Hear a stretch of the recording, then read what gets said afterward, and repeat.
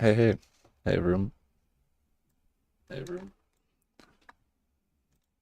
Thanks for joining again. Doing these weekly live streams all around 360 rendering, making awesome immersive content of all kinds with the OWL live streaming toolkit or the ultra high resolution rendering side of the OWL Live tools. This stream this week is going to be about 5.6, the Unreal Engine 5.6 update, and some of the cool stuff that it enables or improves, and how our 360 toolkit taps into and supports those. So I've got a lot of the information on the features that 5.6 has brought to play by just looking at the public roadmap. So if you search Unreal Engine 5.6 public roadmap, this is a great way to see all the features that have come out, not just the ones they're shouting about, but every single feature that they're working on pretty much. So I've just been looking through these and thinking about which of these apply to 360 rendering. We got some awesome general workflow stuff, like the sequencer is so much nicer to work with. I think they improved in 5.5 a fair bit as well, but some additions to sequencer stuff here. Sequencer curves. I know you never used to be able to undo in sequencer curve editor, but now you can. And the actual sort of amount that you can edit a sequence smoothly, just the general kind of the feel of working in sequencer has improved massively. That's kind of general stuff. I think one thing that was quite cool is that these VDBs have been improved performance-wise. They're still not recommended as real-time volumes to be used, but let me just reopen this level so that VDB just paused. Volumes.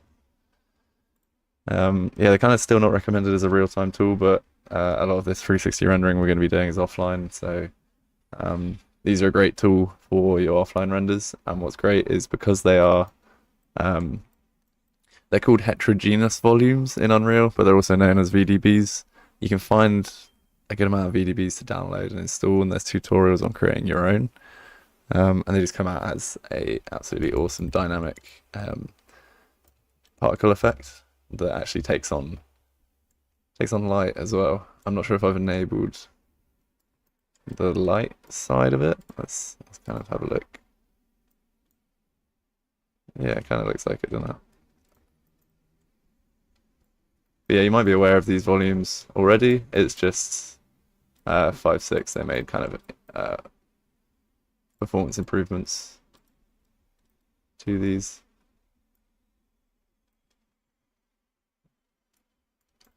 And yeah, the awesome thing is because they're not kind of sprite based, they're actually just volumetric effects.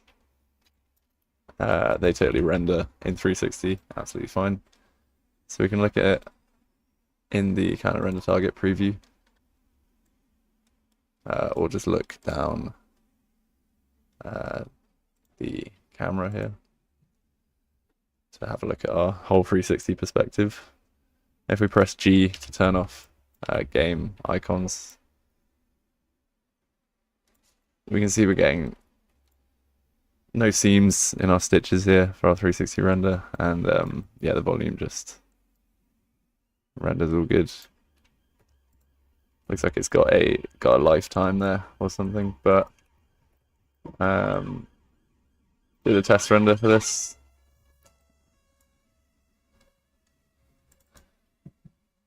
Did a test render for this, and so all carries through to movie render queue absolutely fine. No seams, all good. So these volumes are awesome to work with, especially with rendered, like pre-rendered stuff instead of real time. Yeah, as I say, like into heterogeneous volumes or VDBs, improvements have been made in that performance-wise.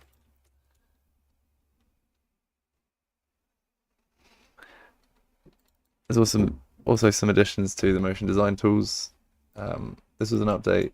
Well, an update we made fairly recently was to support these with render target output. So yeah, we've worked to make sure that we support motion design tools in our live streaming camera and our 360 camera. So what I was playing with here is just what happens if you attach, the camera, attach a cloner effector to a camera. Oh, I just want to go back to VDBs for a second just to mention that you have access to some awesome example VDBs if you go edit, plugins, Niagara, fluids, and enable the Niagara fluids plugin. This opens up loads more Niagara systems to play with. So you get like splats and water and explosions and fire and stuff. And this is all just starter content for you to start with. I didn't know this Niagara fluids plugin actually existed, and it's opened up so many more examples that are useful to use, including some VDBs. So these aren't all VDBs, but this one is. Yeah, super cool.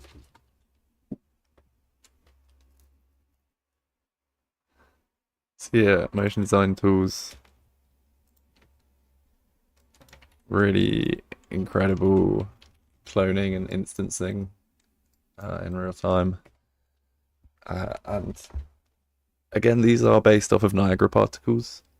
So this is kind of like a repurposed Niagara particle. If you ever add a cloner or an emitter to a system, under the hood it is spawning particles, but they are just GPU computed static meshes instead of sprites or something that Niagara would normally be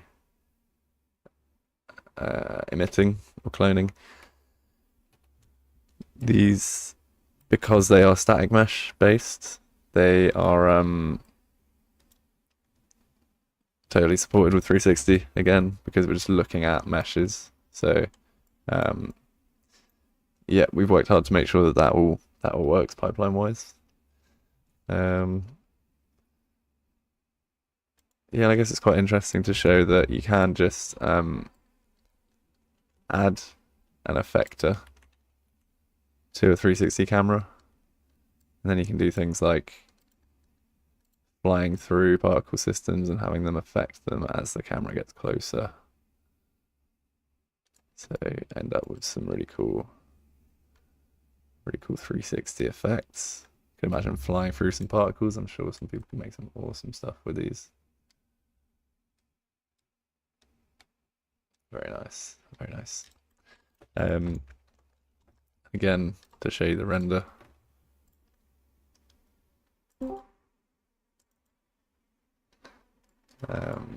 Here's an example of how it just totally carries through to movie render queue.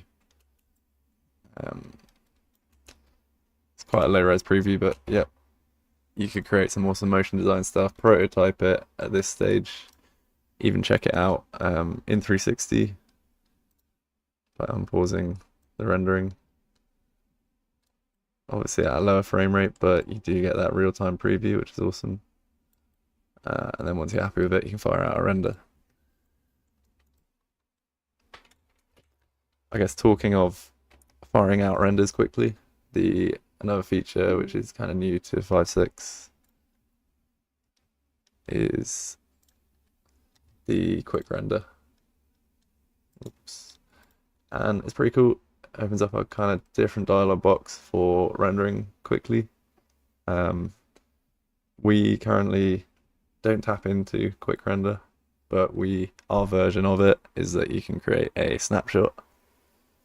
So you can just go down to snapshot, set an output directory,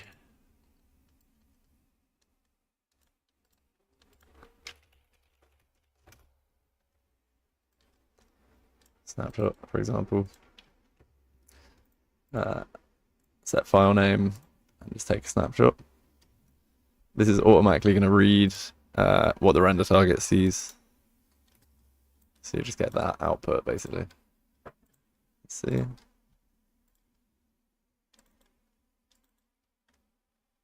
Yeah, and here's the snapshot. So that's different just because I had the pause rendering selected here. So yeah, matching what you see in the viewport. If you just want to bump that out as a PNG for reference to send to somebody, that's kind of our version of quick render right now, is we have the snapshot built in, which is great. Quick render does support sequences. It says you can either use the viewport camera in a sequence, you can use the current viewport, selected cameras, or the current sequence. I'm a little bit like, I don't really see how useful this is for like, oh, I just want to render current sequence. I think rendering a still is really cool on a button push. But again, we do that with the snapshot. And then, you know, if you do want to render a sequence, it's just a case of going to a level sequence, hitting this, saving a config, because you want to set up your config to be right for your sequence. You know, that's exactly what you'd do here if you want a certain kind of sequence. I guess it's just a quicker way to get to something that mimics the movie render queue. But, you know, I would always go down the route of just rendering a movie render queue config, and if I want to, you can save a preset, call it like quick render. You know, keep that at low resolution or something.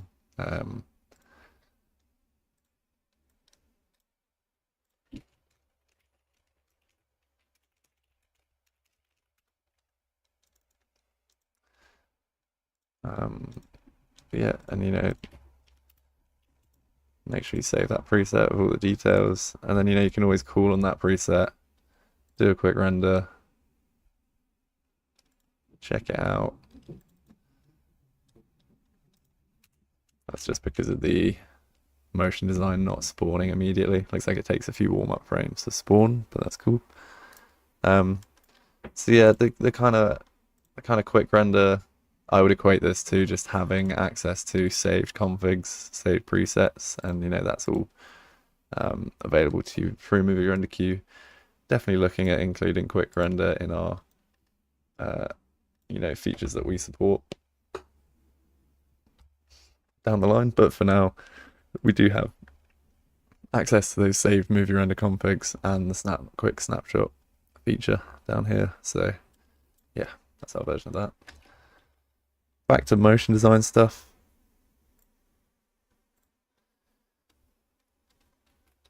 Let's see. I just had another example of another motion design level. And you know, maybe if we got time or feel free at the end, we could make one of these from scratch really quick. Kind of fun, really fun to play around with actually. I don't know why that's so dark actually.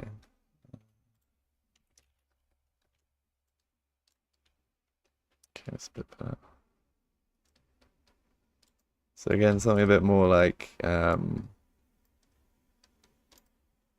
radial all around. If you have, you know, just a whole block of cubes here. And I've just added like 4 effectors to the actual camera so that wherever the camera moves, all the particles are going to get out the way. Obviously super basic example, but people could make some really beautiful stuff with this, I'm sure.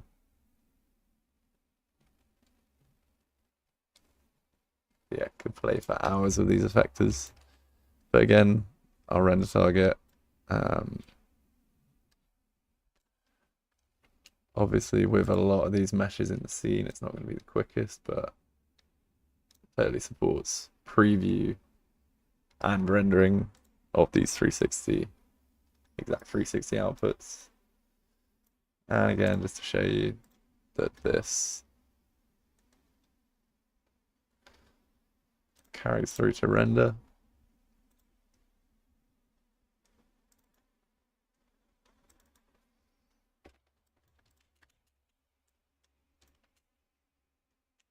It's a really quick render example.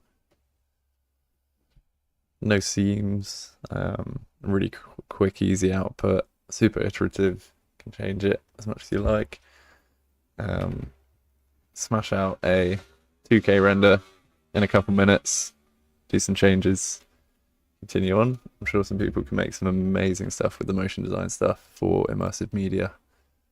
And you know, this got me thinking about immersive just because, you know, as you start looking to the side and have the ability to control where you're looking, it gets really fun. You get the feel of it being in a VR headset. It could be really fun as an experience. Some of this large cloner effector type stuff with the motion design tools.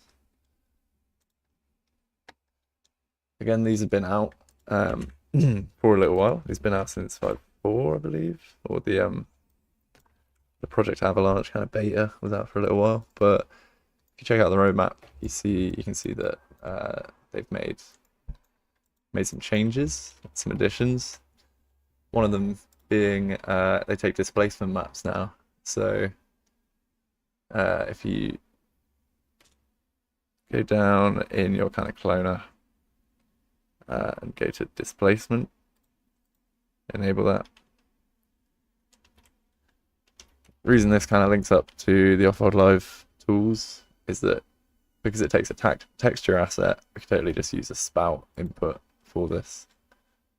So I love hooking up spout receivers to these kind of tests.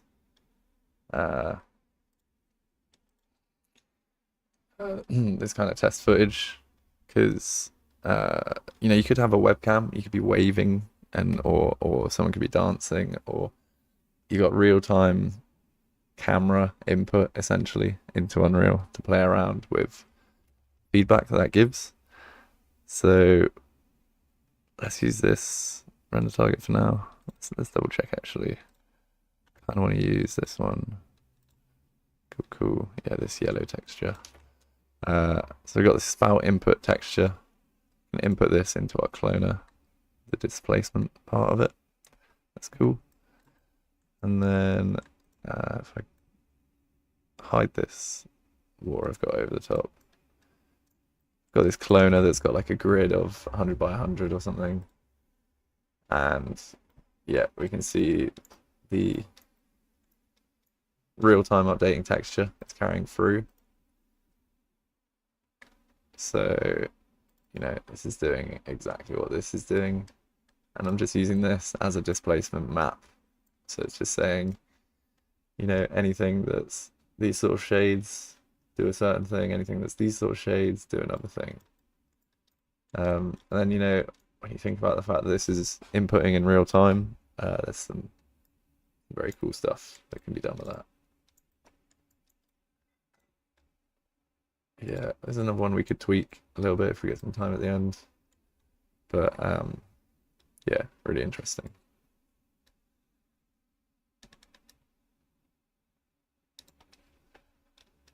Yeah, direct texture input for displacement is a new thing to 5.6, and yeah, could see some awesome stuff being made with that in the real-time side of things.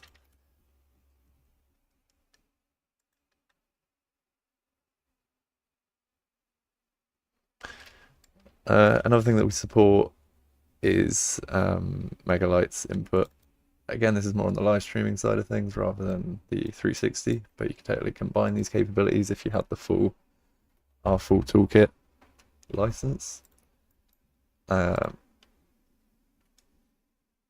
yeah, Megalight's again being a 5.6 feature that everybody's talking about, and we've just made an effort to make sure we support it.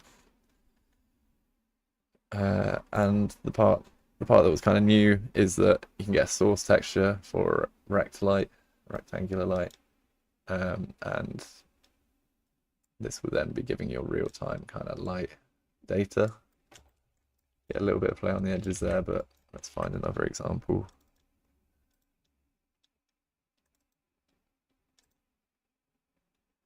Perhaps this one. So yeah, combining like an input texture input via spout, and then also a rect light with the same texture going into the texture input. You can get these cool lighting effects, and then again, because we are direct spouting in, this could be some real-time feedback again for a performance or stage visual or a Resolume kind of setup. All totally supported. So yeah, we worked to make sure that that all worked all good for 5.6.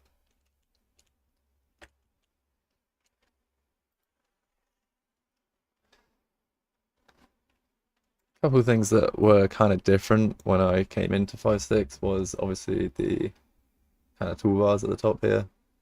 I also had no real-time output by default. So this is quite a useful thing to note, is that if you're in your level and you're like, oh, this is only updating as I'm moving around, it would be this real-time viewport is turned off.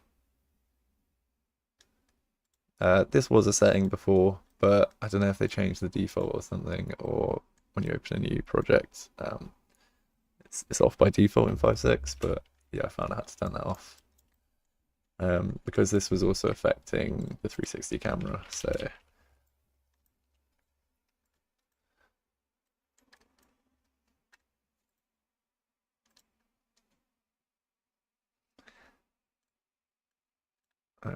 let's just add a bit more light in here so we can see what's going on.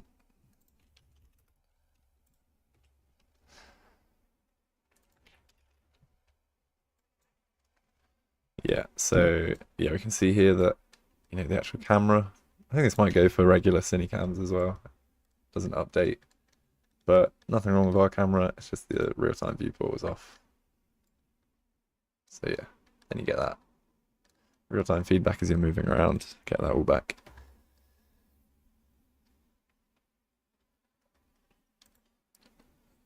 Another cool, more recent addition is that DLSS is now available for 5.6.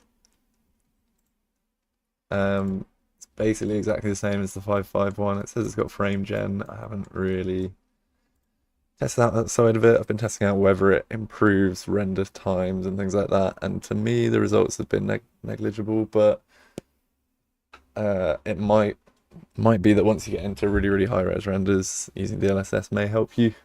But on the real time or movie render queue side of it, I've not even found it that helpful. So anyone wants to, you know, give another viewpoint on that and go, oh, your DLSS is giving me everything I need. It's the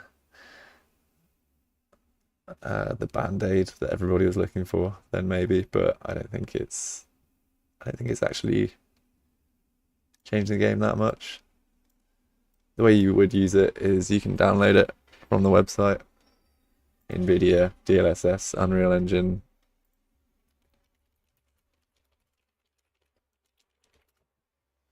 Plugin.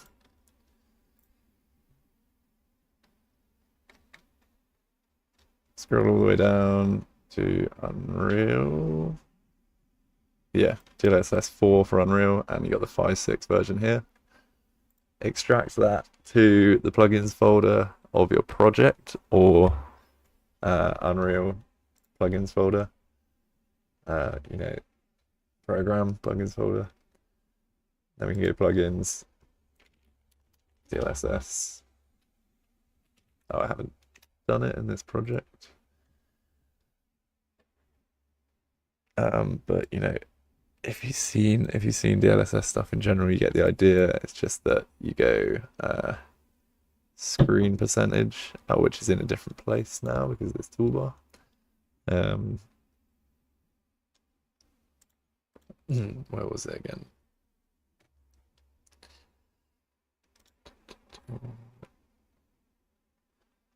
Screen percentage here, custom override, bring this down, and then if you have DLSS on, once you click in here, it will upscale it again.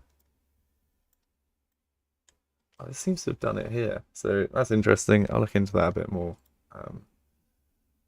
because like that's telling me that it's either built in or there's something I wasn't doing previous, because it kind of is just upscaling interesting. But that's a good way to get some more frames back, is to lower your screen percentage, have your DLSS on. The image quality is exactly the same, but the original source material that the GPU is kind of working with is, you know, lower res. And then to enable that for the 360 camera, we've got an experimental feature. Go down to advanced here. Was it advanced here?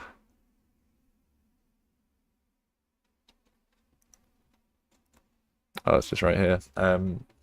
We've got upscaling for the actual render target. It's kind of cool.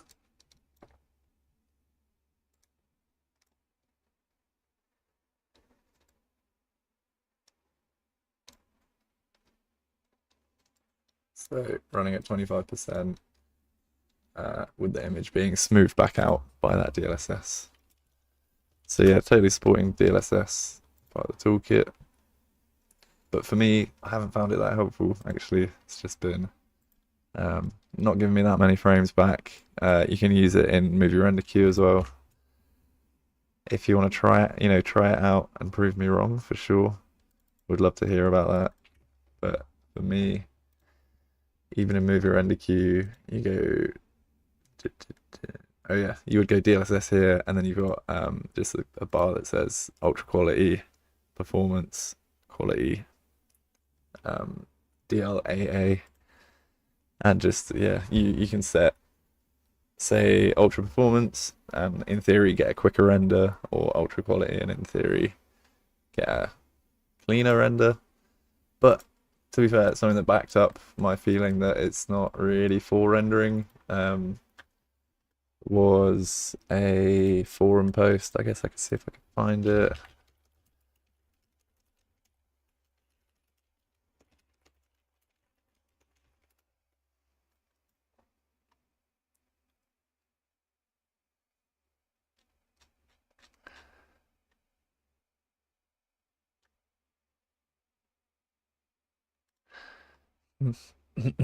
Yes, it's quite funny. The kind of Gemini AI overview is that it will speed up Movie Render Queue renders.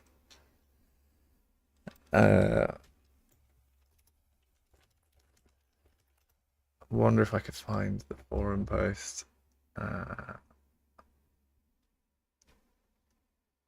Essentially, there was a forum post where somebody from NVIDIA kind of debunked that and said it's not really for offline renders. It's mostly for, with frame gen and things like this. Apparently, frame gen can now render 15 frames for every 16th frame that is actually rendered by the graphics pipeline.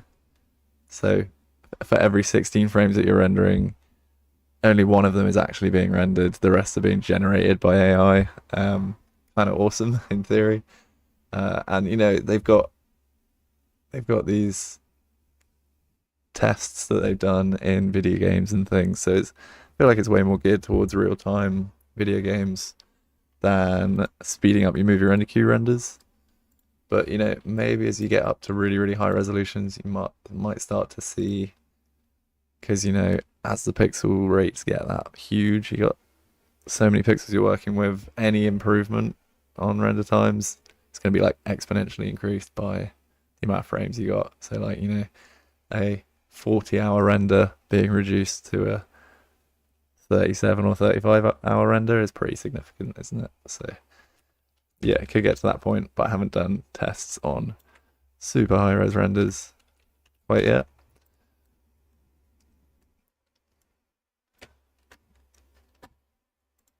And then other than that, yeah, the only other thing I wanted to mention is just how much nicer it is to work in viewport in 5.6, in sequencer, sorry. Don't know if people share my kind of feelings on this, but I just make a new sequence.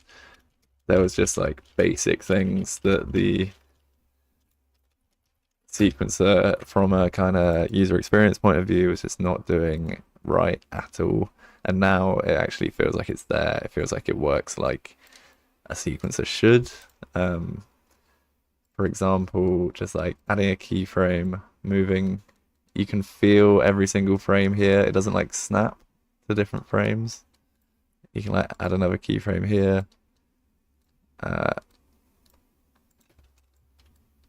Okay, so you still get this weird thing where it selects both, but it's a lot easier to get in, add some keyframes quite close to each other. Feel free to kind of move them.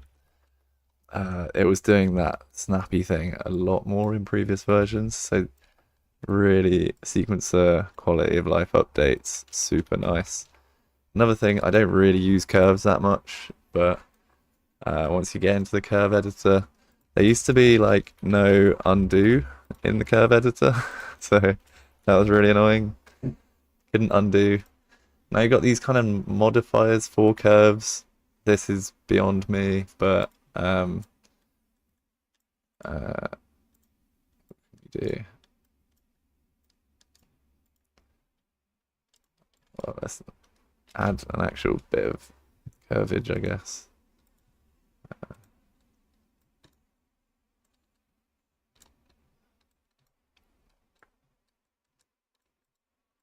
Oh.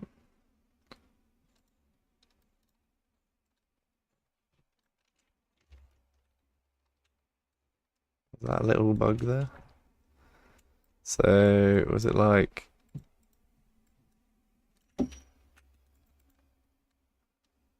blend?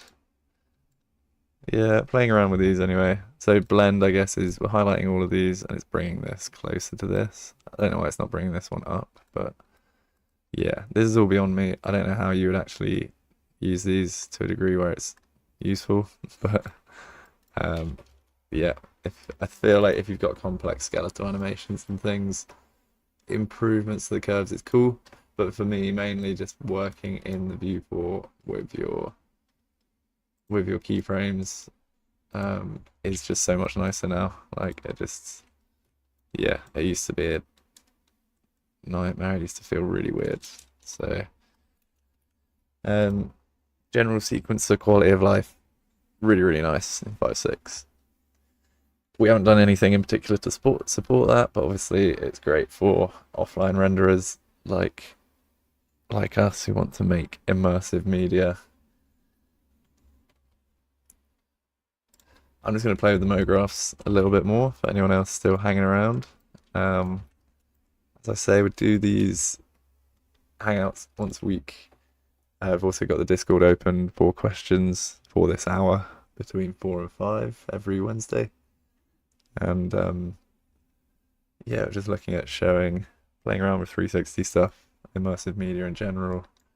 And you know, each week can explore a new kind of technique. So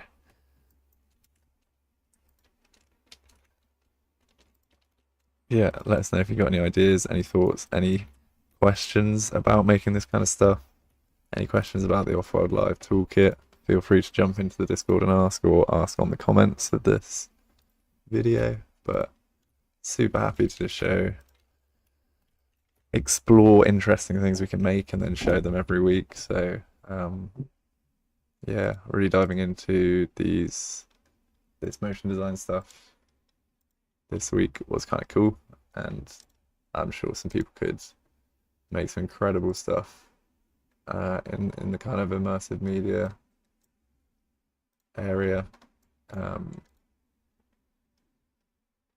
by spending a really good amount of time on this stuff. But yeah, my first thought was, you know, if you attach the effector to the 360 camera, does it still affect the cloners? And it's awesome that it totally does, you know. Love that. So I was gonna do another 50.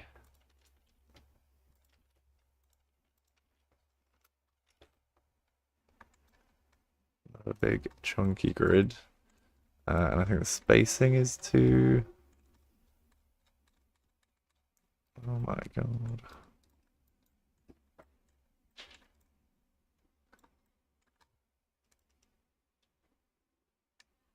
Give him a bit of space anyway. This is such a classic 3D thing to do. Oh, let's fly through loads of cubes. Been doing this since the dawn of CGI graphics. Let's do it again. Doesn't really fail, does it? Always looks good. But with our real-time cloners and things, we can do this even better. So, really easy to add an effector, create linked effector. And then this effector I'm immediately going to put into the 360 camera. Make sure it's at 0, 0. Then we can pilot.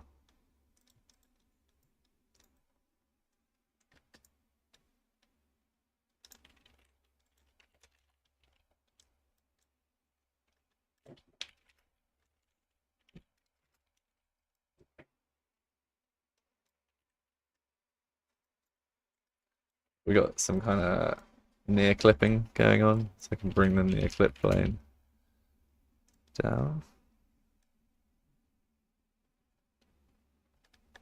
Oh. Maybe that will still carry through to the render target though. Yeah, nice. So we got no near clipping in the render target. I guess it's more performant to have it as high as possible.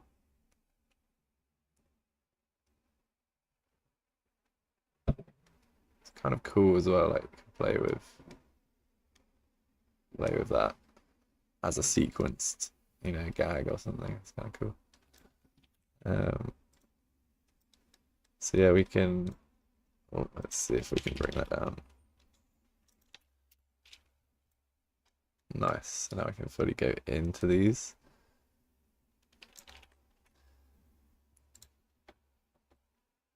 So then we can do something with the effector.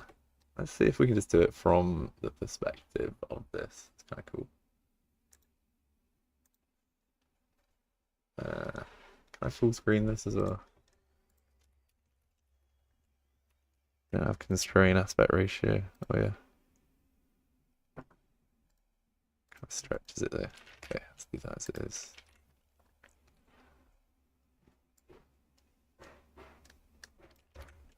So yeah, bear in mind we're rendering the whole 360 image here, so I might want to turn this off in a second as it becomes a bit annoying to work with, but cool to be able to see it. You know what, let's turn it off now and then mess with the effectors a bit.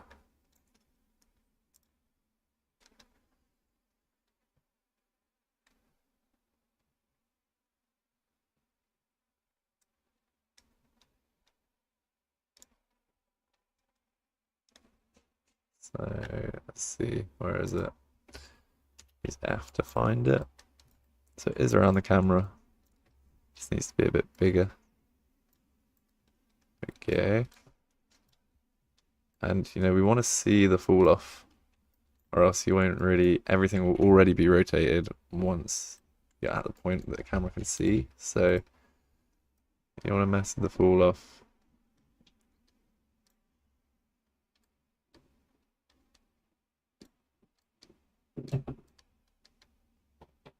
Yeah, see that, for example, they're only turning right at this very far away point, so it's not that effective.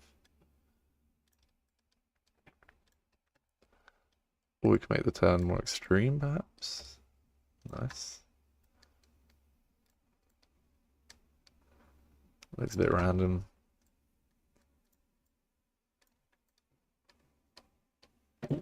That is kind of giving the impression that it's sort of turning as you get close to them.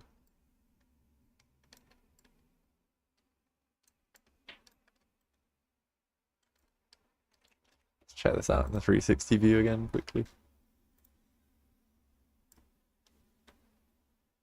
Pretty cool.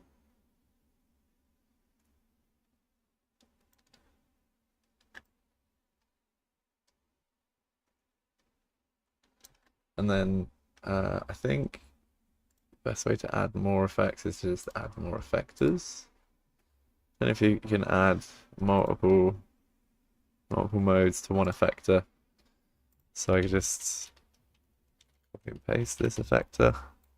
That doubled the the effect, which is kind of cool. I think it did. Oh, wait, if we disable. Yes, that's interesting. That will make the effect more severe, which is kind of cool. But we can also use this to create another effect in the same place. Mode. Let's do push. This should move anything that's close to it outwards in theory, but looks like it's going inwards. So you want a minus.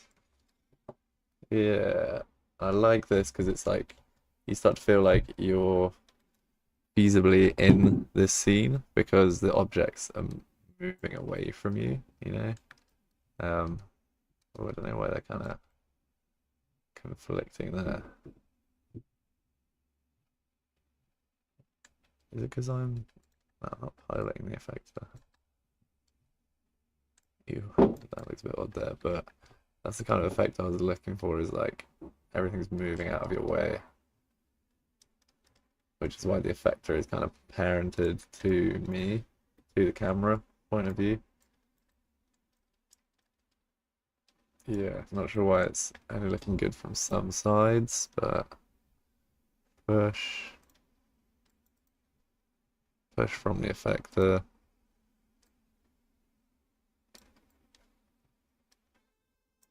Fair enough.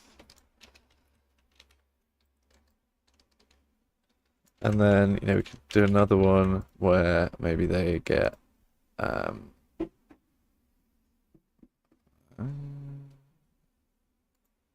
is it offset? Scale, yeah, offset scale.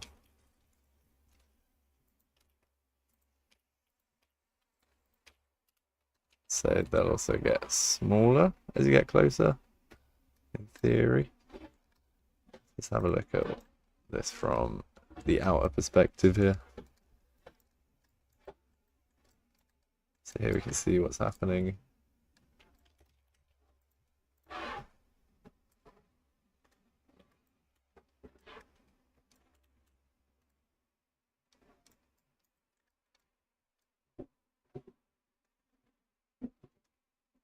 So the cubes are kind of getting smaller as you get closer. So I think this is happening because the cubes are joining back to their previous positions. They're kind of stacking on top of each other. So the kind of Z and X axis aren't looking as good. Or it's just the Z and X relative axis from the camera. So I don't want to be moving like that. That's cool.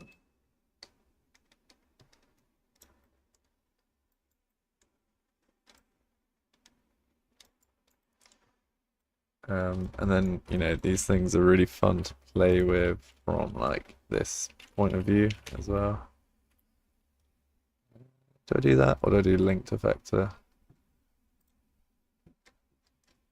guess this hooks it up for us, which is nice. This one,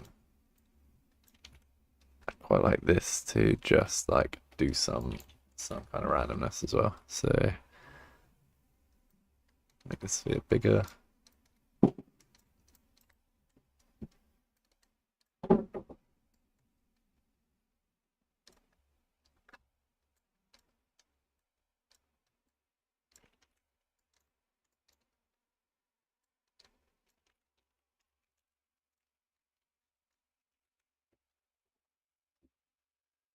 I'm gonna do like a noise for this, procedural noise, rotation, offset.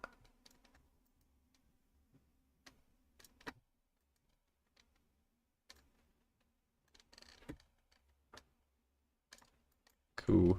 And then the noise can be have more frequency, so it's like either smaller or bigger wave.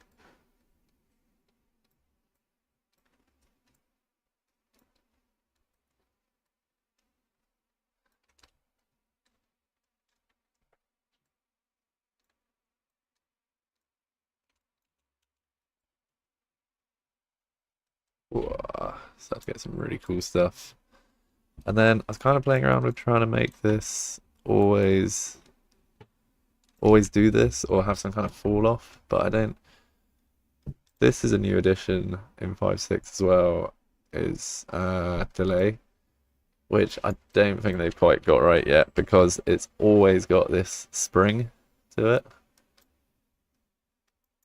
So it kind of does that, which is nice for some, but you might not always want it to kind of spring.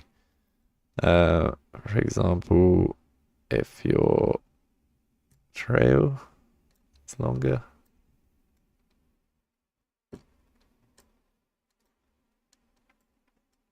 Yes, I want that. I want it. And then, yeah, this spring frequency just makes it do this. And then just go, nope, I'm just going to do this really quickly. And you know, this minimum is 1. And it's not min enough. I want none. I want none of this. I want no spring. But it doesn't look like you can turn that off at the moment. So, yeah. But then, you know, combining all of these, it's kind of cool. Let's see if we can go over to our springy area. As we start to push away the ones that are also affected by other forces. Ooh, with some light shafts. And then always looking for it through the 360 for reference. Oh, we got some seams there. Interesting. That probably won't carry through to render, but yeah, there you go. Just needed an update, I think. Or a bit of a bigger blend. Yeah, so interesting, but yeah, it's gonna be some cool stuff that people are making with this in the kind of immersive media area.